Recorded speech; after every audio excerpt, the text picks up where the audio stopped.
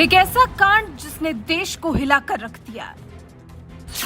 जब आतंकियों के आगे झुकने को तैयार हो गई थी भारत की सरकार। क्या है वो किस्सा जब आतंकियों की जीत हुई थी और हमारी हार। ये बात साल 1989 की है, जब टीवी पर रामायण आया करती थी। सत्ता पर काबिज थी वीपी सिंह सरकार को देश का गृह मंत्री मिला था एक मुस्लिम नेता।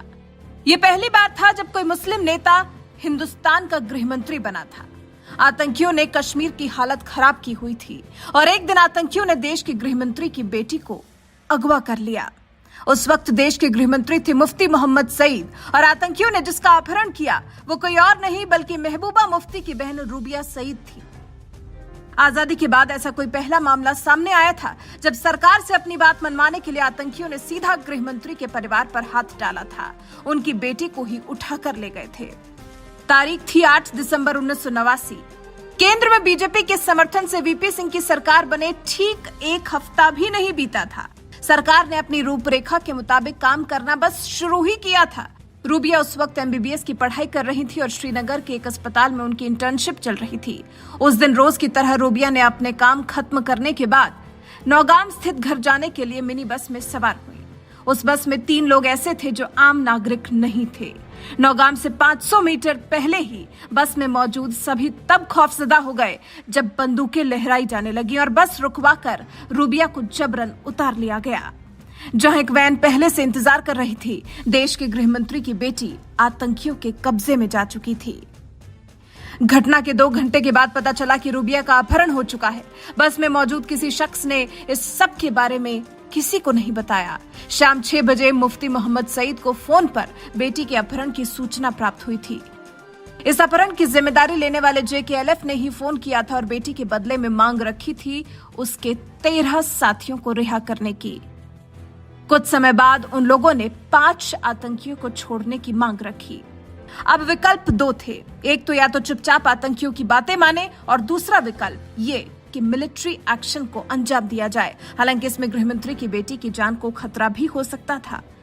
पीएम वीपी सिंह ने अपने खास मंत्रियों अरुण नेहरू, आरिफ मोहम्मद खान और इंद्र कुमार गुजराल की कमेटी बनाई। श्रीनगर में भी स्पेशल सेल बनाई गई और विकल्पों को तलाशना शुरू किया गया। घाटी के एक मशहूर डॉक्टर, एक पत्रकार और इलाहाबाद हाईकोर्ट के जस्टिस और एडवोकेट को अलग अलग चैनल से बातचीत करने के लिए लगाया गया। ऐसे होते होते 5 दिन बीत गए थे। 8 दिसंबर को अपहरण हुआ था और आज तारीख हो गई थी 13 दिसंबर। सरकार को अब तक कोई ठोस विकल्प समझ में नहीं आ पाया था। रूबिया की जान को खतरा कानून व्यवस्था पर एक बहुत बड़ा धब्बा था और अगर आतंकियों की बात मानी जाती तो संदेश ये जाता कि आतंकियों के आगे घुटने टेक दिए और फिर आखिर में सरकार को घुटने टेकने ही पड़े थे दहशतगर्दों के आगे। लेकिन जम्मू कश्मीर के तत्कालीन सीएम फारूक अब्दुल्ला आतंकियों की रिहाई के पक्ष में नहीं थे, लेकिन फिर बाद में उन्हें राजी किया गया था। 13 दिसंबर की ही शाम को 5 खूंखार आतंकियों को छोड़ा गया और वहां से आतंकियों ने रूबिया को भी छोड़ दिया। करीब 122 घंटे रूबिया आतंकियों के कब्जे में रही थी। लेकिन ये जो वाकया हुआ, इससे आतंकियों के इरादे मजबूत हो गए और वो भारत की सरकार को अपने आगे बौना समझने लगे। घाटी में जोर शोर से प्रचारित हुआ कि आतंकियों ने सरकार को झुका दिया। अलगाववाद के नारे सुनाई देने लगे थे। आतंकियों की रिहाई के बाद सड़कों पर आतंकियों का समर्थन करते लोग दिखाई देने लगे थे। ये पहली बार था जब घाटी में आतंकियों के समर्थन में जनसैलाब देखने को मिला। उसके बाद से रूबिया लाइमलाइट से दूर है। तमिलनाडु में पति के साथ रहती हैं, पेशे से डॉक्टर हैं। लेकिन अब चर्चा रूबिया की इसलिए फिर हो रही है क्योंकि सीबीआई की एक विशेष अदालत ने रूबिया को समन जारी किया है। 15 जुलाई को पेश होने का नोटिस भेजा है। रूबिया के अपहरण के मामले में ही सीबीआई उनसे कुछ पूछताछ करना चाहती है। खास बात यह है कि इस मामले में पहली बार रूबिया को पेश होने के लिए नोटिस दिया जा रहा है।